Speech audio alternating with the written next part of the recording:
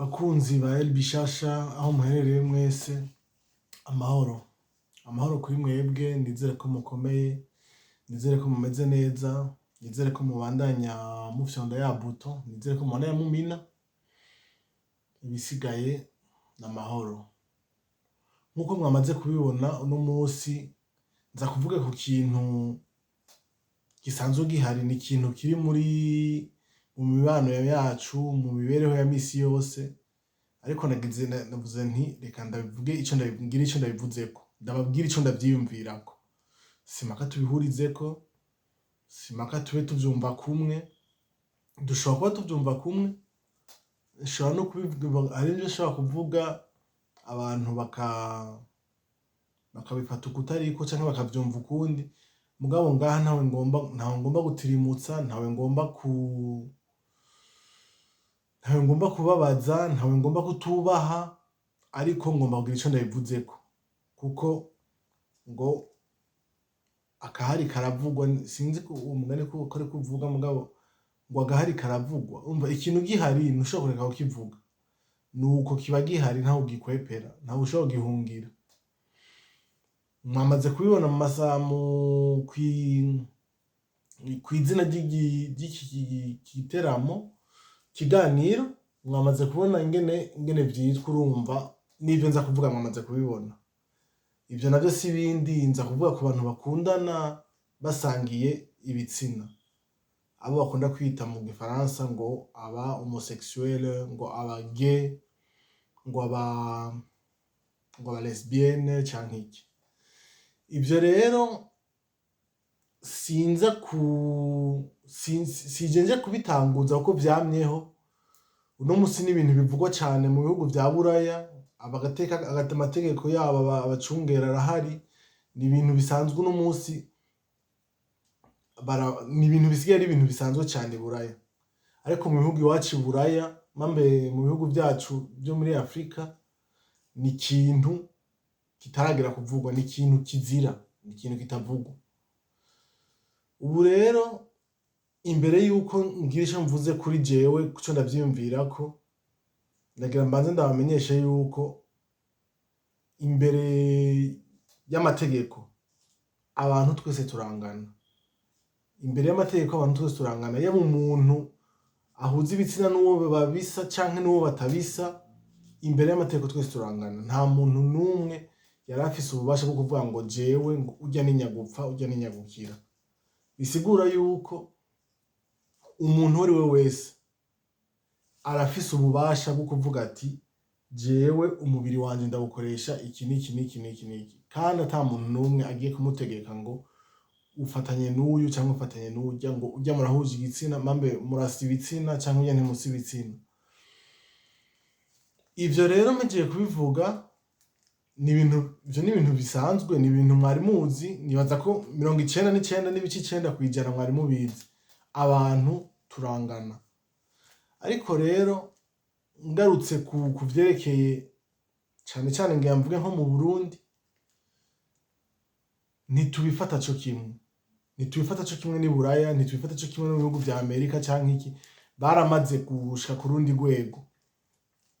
Urwo rwego jewe ndafise ico ndavyiyumvirako, mugabo mbona umenga abanyaburaya nabo bararenga. Twebwe turi hasi cane, mugabo abanyaburaya nabo canke abanyamahanga, abanyamerika, ibihugu bitunze cane, navyo bija vyararengeje cane.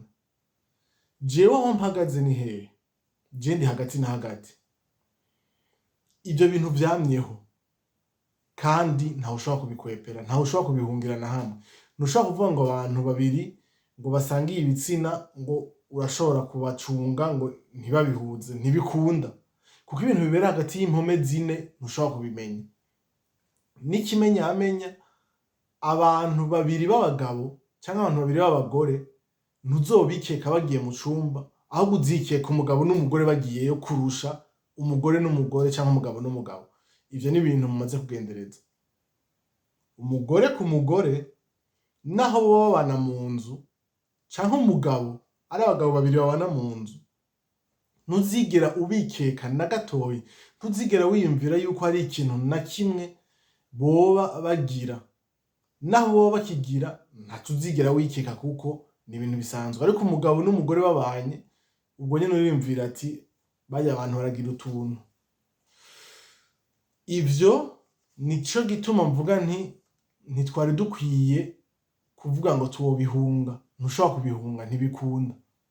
Mugabo twebwe turi hejuru cane, twebwe turarengeje. Bamwe baragiye hejuru cane bavuga bati ni ibyo kwiyamiriza, ntibibaho, ni ibintu bitagirwa, nibiki. Navyo ni ibintu bimaze imyaka kuva abantu babaho, vyamyeho, si ibintu vy'uno musi. Nibaza ko no muri, nimba ntihenze, no muri Bibiliya muri Sodoma na Gomora vyariho. None ibintu vyariho kuva kiriya gihe, uno musi niho mwiyumvira ko vyoba vyaraheze? Ahubwo uno musi nuko abandi nabo ivyo bihugu biteye imbere vya rutura vyagiye bibishiramwo amafaranga. Uno musi mu mareresi urabona umugabo ariko asoma uwundi, umugore ariko asoma uwundi, ukabona umengo ni ibintu bisanzwe. Bo barabigize ibintu bisanzwe. Je rero aho mpagaze, je ndi hagati. Je navuga nti amo bantu bafata bakiyumvira ukonye nta ngorane bateye. Nta ngorane bateye n'imwe, wa muntu yarakwiye kubareka bakiberaho. Mugabo rero ibintu vyo guca baza bagashaka nko gutunga umwana kwa adopta, bijya bacavuga ngo ugasanga umwana avuga ngo mfise ba papa babiri canke ba mama babiri. Je ibyo bintu sindabishigikiye, sindabishigikiye na gatoyi. Ni ikintu mvuga nti bararengeje urugero.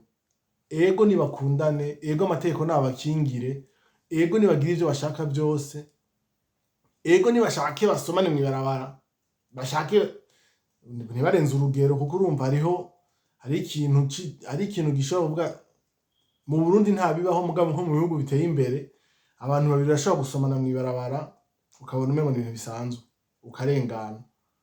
Nabo nyene barabikora, ariko bigere ngaho, ntibice birenga ngo bace basaba amategeko, ngo basabe yuko baba abavyeyi, ngo basabe yuko uno musi botunga umwana. Mbe umwana batunze, jewe namara bivuga ukonye, abantu ntitubihurizako. Ndafise abantu benshi duhora tubiganirako, ngico kintu tukivuze cane cane nk'abantu baba mu bihugu vya rutura, tukivuganye bakubwira ngo urukundo umwana aronka ngo arashobora kuronka urukundo ngo kurushaho yororonse kuri se na nyina. Mugabo jewe suko ndavyiyumvira. Je mvuga nti mbega indero azoronka n'ivyiyumviro azogira mu mutwe abona afise base babiri, aziyumvira ko bigenda gute? Kandi mw'ishuri bamwigisha yuko umugabo n'umugore aribo bavyara abana, none abazomusigurira ngo bamuvyaye gute? Ico je cama kinca mu mutwe.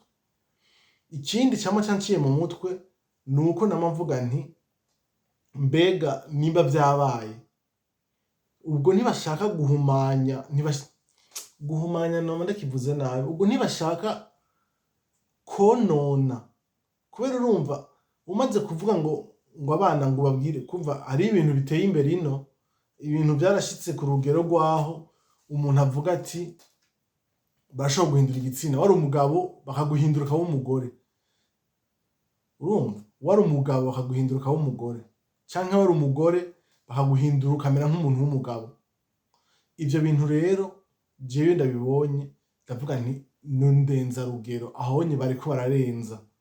Nivyo nashatse kuvuga nti guhumanya. Urumva uyumvire umwana utangiye kumubwira akiri mutoyi, ugatanga kumubwira ngo bibaye ngombwa ngo niwashaka ukumva udashaka kuba umugabo urashobora kwibera umugore. Ico kintu ntibari bakwiye kucigisha mw'ishuri.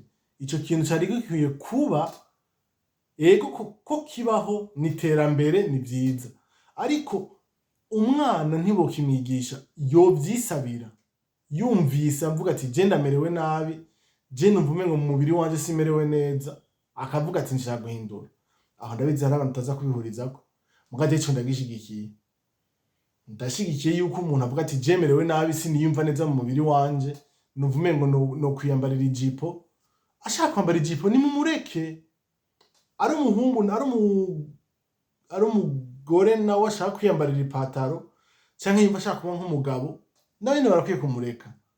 Gusa jewe aho mvuga ni hahandi bamwe turarenza urugero cane, abanyamahanga umva mu bihugu vya rutura, natwe ino ntitunavyishigikiye na gatoyi, dushaka kuvuga ngo hari numvise bavuga ngo bakwiye kubica, ngo bakwiye kuba oya, nta muntu nyanya gupfa, ubuzima niko atihabwa. Ntushobora kuvuga rero ngo umuntu ngo ni nyagupfa, ntibikunda. Mu gihe udashobora kuzana uwundi ngo umusubirize ameze nka wa wundi nyene, ivyo biragoye kuba. Ikindi naco ndateza kuvuga nuko kurya udashobora kubikeka ni nkuko nabo nyene iyo baguturukiriye, jewe n'ivyo bintu bingora cane. Iyo baguturukiriye akaza katubivuge neza, akaza kukuresha ari nk'umuntu w'umuhungu akaza kukuresha, jewe ivyo bintu biranka ko ndavyihanganira. Ca sanga namubwiye nti oyaye je simeze uko, sanga namubwiye nti je simeze uko. Muga urumva niho wa muco ubona rero bimwe duhora tugirira ku bakobwa canke ku bagore tukaja kubaresha. Harya iyo ugiye kuresha umuntu ntibubona ingene umuntu aba yubahutse akarinda akagenda akavuga ati bite ni sawa urakomeye nagukunze ibintu n'ibi. Iyo ubibwiwe n'umuntu w'umugabo uca ubona ko ibintu biremereye cane, uca ubona ko ari ibintu bitoroshe na gatoyi. Nivyo ahasigaye je nibaza yuko ari abantu babiri basangiye igitsina babikundanira, abantu bari bakwiye kubareka. Muga ntiturenze urugero natwe, ntituve ngo babice, abandi nabo ntibaje kubaha n'abana ngo babarere, ngo bagire iki, ngo baje gufata ngo babigire ibintu birebire, bavuge ngo wibagishe, uri umugabo wigira umugore, uri umugore ngo unywe ibinini umere nk'umugabo, ubwanwa bumere n'ibiki byose. Je navuga nti tuje hagati na hagati. Nivyo mu ntunge mu mburane, hari ivyo nk'ushobora kuba navuze ugasanga umwe canke uyundi byamukozeko ntivyamuryoheye. Nta mugambi wo kubabaza umuntu n'umwe nari mfise, nta mugambi n'umwe wo kuvuga ikintu gikomeretsa umuntu mba mfise, ariko ndabivuga muri gahunda yo kuvuga nti ndavyiyumvira ko iki. Ahasigaye like, subscribe, share cane cane, hanyuma agateka k'umuntu nikatihagwa, ico kintu mucibagire. Ahasigaye mugire aho muba mubahwe.